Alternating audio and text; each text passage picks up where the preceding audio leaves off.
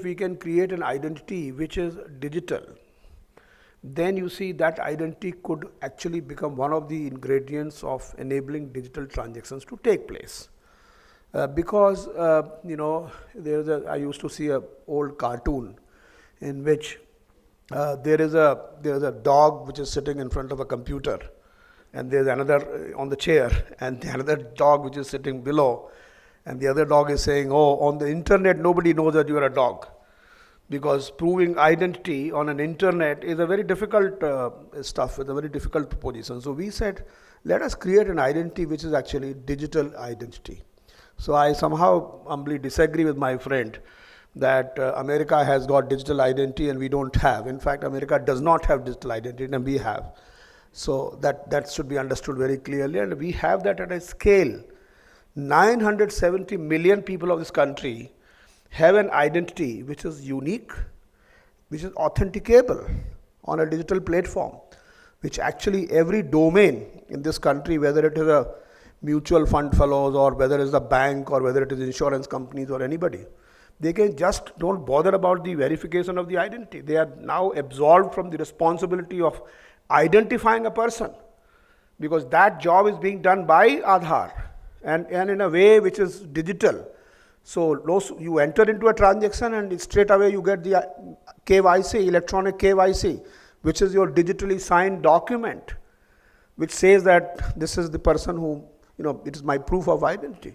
So I think this is very, very phenomenal and very, very, very important from the perspective. And we at that time when we were starting Aadhaar, we did not realize, we realized the issue of inclusion. We realized the issue that it is a lot of people don't have any documentary proof of ID, and therefore we need to create a system which is inclusive, which means that you don't require one ID paper to create Aadhaar.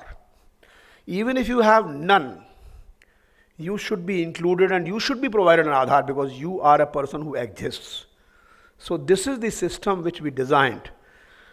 We also designed a system using technology to ensure that this identity is unique. So suppose somebody who doesn't have an identity comes to us and say, I am X. Okay, fine, you are X.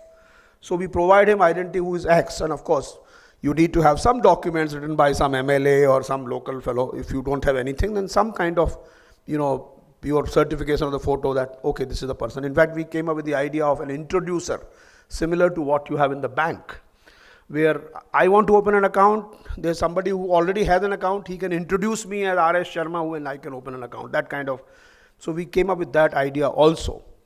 So ultimately a system is created which is inclusive, and the fact that it is inclusive is proven by the fact that you have 970 million people out of 1.3 billion. So there are barely about 500, 600 million which are 50 or 60 million, how many? 150 or 45, 450 million which is left. So this is one part. Secondly, because it is a digital identity, therefore you can participate in any transactions. Banking, for example, now look at the financial inclusion as a sector. We all talk of, today technology has made life very easy, and yes, that's true. Technology has started being used by the banking system, but at the same time, I think the banking system has been rather slow in actually doing a financial inclusion to the extent it should have done. Somehow they have not realized that there's a huge money to be made at the bottom of the pyramid. They have always thought that because of the low transaction size, which is just about 100 rupees, 200 rupees, that is the value of transaction, average value of a transaction, it is probably not worthwhile. You can't make money, because if the cost of the transaction is high, then you can't make it. So let's take the example. If you are going to transact on the ATM, the average cost per transaction is of the order of 20 rupees plus. So if you are having a transaction of 100 rupees, somebody wants to withdraw 100 rupees, and if 20 rupees is the cost to the banking system, obviously it's not workable.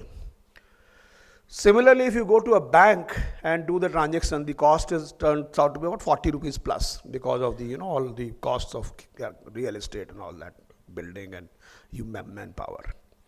So therefore, banking has not been able to become sustainable and profitable at the ground level because of certain issues, because they have not been able to reduce the cost.